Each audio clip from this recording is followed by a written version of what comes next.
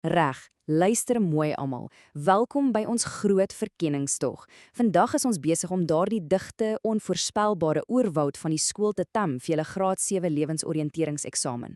Ons het 21 noodsaaklike oorlewingsvrae wat ons een vir een gaan aanpak. So, trek julle virtuele stapstewels aan, spits daardie ore en kom ons duik dadelik in die avontuur in.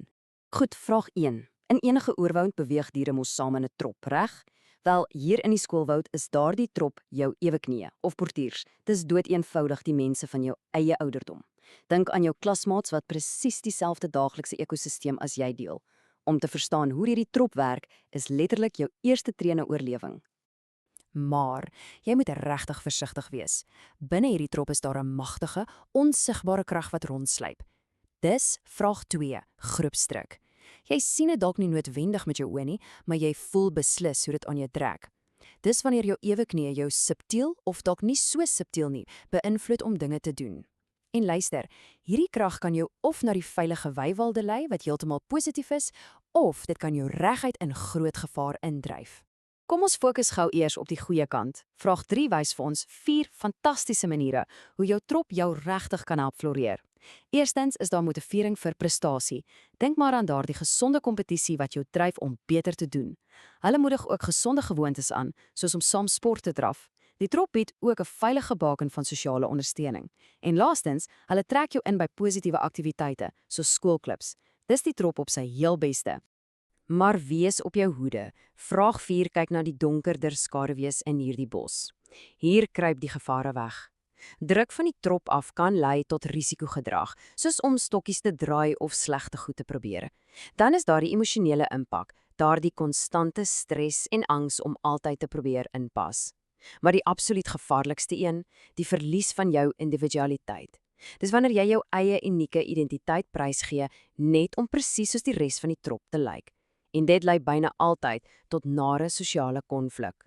So vraag 5 vra 'n kardinale ding. Hoe oorleef jy as jy in 'n hoek gedryf word? Die antwoord is, jy staan kop en skouers bo die res uit soos die alfa. Jy moet absoluut selfgeldend, oftewel assertief wees. Trek daardie streep duidelik in die sand met hoop selfvertroue en staan jou man. Daardie selfversekerdheid is by ver jou sterkste skild. Goed, kom ons bekyk vraag 6. Hoe ontsnap jy stap vir stap uit 'n sosiale struik in die bos? Daar is 5 basiese tree. 1. Doen 'n vinnige realiteitskontrole. Kyk mooi na wat besig is om te gebeur. 2. Weeg die risiko's op.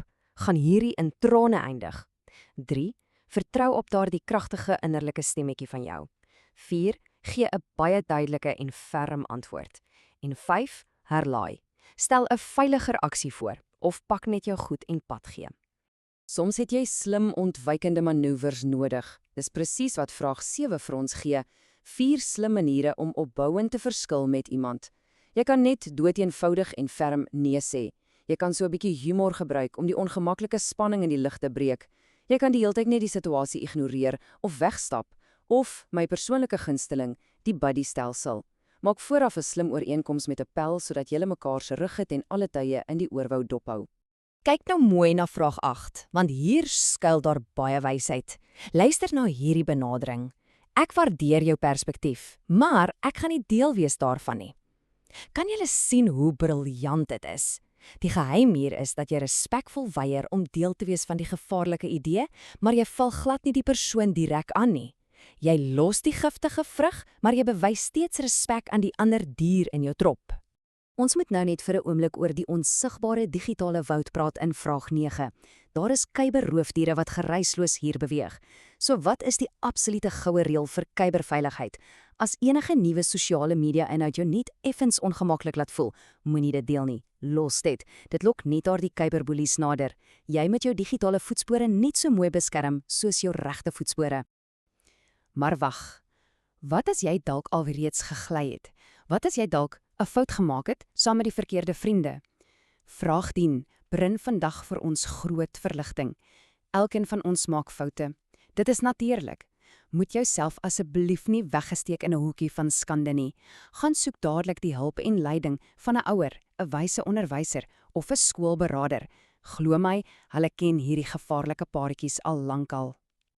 En vir daardie oomblikke wanneer dit voel of die hele oerwoud op jou afkom, gee vraag 11 jou hierdie absolute noodvakkels. Skryf dadelik hierdie gratis hulplyne in jou brein neer. Childline Suid-Afrika op 0800 055 555. Die Love Life jeuglyn op 0800 121 900. Die Suid-Afrikaanse Depressie en Angsgroep SADAG net 'n blitsige SMS weg na 31393 en Lifeline by 011 262 6396. Onthou, daar is altyd 'n uitweg as jy om hulp roep. Reg, kom ons klim nou uit die emosionele bosse uit en kyk 'n bietjie na jou akademiese gereedskap. Vraag 12. As jy eersdags in daardie eksamenlokaal sit en 'n opstel moet skryf, bou dit net soos 'n stewige skuilplek met 4 lae. Nommer 1, jou inleiding. Dis jou betonfondasie wat wys waaroor dinge gaan. Nommer 2, die bewys. Dit is jou mure, gepak met soliede feite. Nommer 3, verduidelik. Dis daardie wonderlike sement wat alles logies bymekaar hou. En nommer 4, die gevolgtrekking. Die waterdigte dak wat jou werk netjies en professioneel afsluit. Wat ons fantasties laat oorvloei na vraag 13 toe. Hoekom werk dit nie om dinge net soos 'n papegaai in 'n boom te memoriseer nie? Wel, want ware leer, ware oorlewingstegniek beteken dat jy heeltemal verstaan waarna jy kyk. As jy met begrip lees, beteken dit jy kan daardie inligting vat en dit in splinternuwe en onbekende situasies aanpas. As jy net klakkeloos iets rym, gaan die woud jou definitief onverhoeds betrap. Vraag 14 wys vir ons die 3 verskillende maniere hoe ons omgewing dophou en lees. Ons lees partykeer sommer net vir genot. Dit is soos 'n heerlike middagstappie in die natuur net vir ontspanning. Dan lees ons vir inligting. Dis wanneer jy haastig deur die blare soek na daardie een spesifieke spoortjie of feit. En dan is daar natuurlik lees vir gebruik, waar jy regtig diep in gefokus dink om die kern van die probleem te verstaan en 'n plan te maak. Nou ja, om 'n eksamen suksesvol aan te pak, benodig jy die perfekte basiskamp. Vraag 15 wys ons hoe. Kry 'n stil, goed beligte plekkie en hou dit asseblief vry van enige afleidings. Jy benodig houpe vars lig en 'n sitplek wat ordentlik is. Kry al jou boeke en penne en dinge voor die tyd reg, sodat jy nie gedurig rondskarrel nie. En die mees deurslaggewende reël vir jou uithouvermoë, studeer intens vir 40 tot 45 minute en rus dan definitief so 15 tot 20 minute. Anders brand jy daardie engine uit. Hier is nou iets wat ek regtig wil beklemtoon by vraag 16. Hoekom sê ons onthou is 'n aktiewe proses? Want kyk, jou brein is glad nie 'n leë plastiek emmer waarin jy net dinge laat inval nie. Jou brein is 'n onsaglike spier en jy moet daardie spier doelbewus, aanhoudend in die veld oefen. As jy dit aanhou doen, verander die manier waarop jy onthou in 'n absolute outomatiese oorlewingsinstink. Wil julle weet hoe die meeste verkenners studeer? Vraag 17 onthul 3 kragtige aktiewe leertegnieke. Aktiewe herhaling, dis waar jy jouself byna gedurig toets. Dan kry ons gespaseerde herhaling. Hier gee jy daardie spier tyd om te herstel. Jy skiet die hersiening uit in sessies oor dae heen en eet nie die olifant gelyk nie. Laastens het ons uitgebreide repetisie, wat basies beteken jy knoop daardie splinternuwe inligting stewig vas aan ou dinge wat jy reeds goed ken. Wat van as jy skielik getref word deur 'n reuse stampede van droë feite? Vraag 18 is die sleutel om daardie monster plat te trek. Maak jou eie opsommings. Dis noodsaaklik dat jy jou eie unieke woorde gebruik. Raak kreatief en bou patrone, rympies of snaakse akronieme as kamouflering sodat jy inligting blitsig onthou. En chunking, oftewel te verklein, is jou beste vriend. Jy breek daardie enorme taak af in happies wat die brein baie makliker en sonder paniek kan verteer. Goed, tyd om daardie reflekse skerp te hou met vraag 19 se blitstegnieke om jou brein op te lei. Ons skiet vinnig deur hulle. Maak oral georganiseerde lyste, raak fiks met breinspeletjies en raaisels, oefen bietjie blitsige kopsomme. Baie belangrik, kry daardie liggaam aan die beweeg en oefen. Probeer om dinge visueel in jou verbeelding te bou sodat dit prentjies maak.